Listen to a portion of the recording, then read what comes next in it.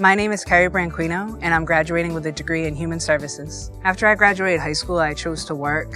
Not many people in my family really went to college. My mom and my dad just really worked. So I saw really good work ethics, but they weren't educated at the college level. I had seen an ad in the paper to be a residential counselor of behaviorally challenged adolescents, and I had never done work like that, but I said, wow, I think this is something I'm interested in. So I applied to the Fall Deaconess Homeschool, and I worked my way all the way up to becoming a supervisor. I said, I really like this, but I don't just want to stay at this level. I want to be a clinician one day so I can help people differently. I had a lot of friends and people I knew that had gone to BCC, and I just heard great things about the college.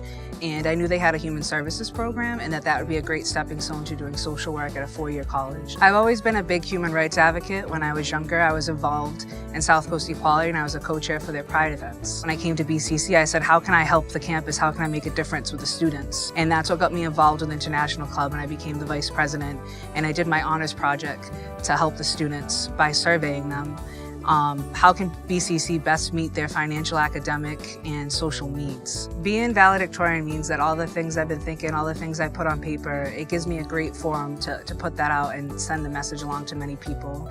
I'm very proud of all the work I've done here at BCC, but it's not about me, it's about the people. And that's what I want to send off in my message, because I believe that as a campus and as a whole, that we can unite. And even though everybody's so diverse, we can unite that diversity. One thing I loved about being a student here at BCC is everybody's helpful. If someone doesn't know something, they can always point you in the right direction, and there's so many resources. Like when I did a survey, I never really knew what the site lab did, and somebody pointed me in the direction of the site lab, and they helped me administer the survey. I want to continue to be a social worker one day. I want to be able to help people on a more one-on-one level as well as a group level.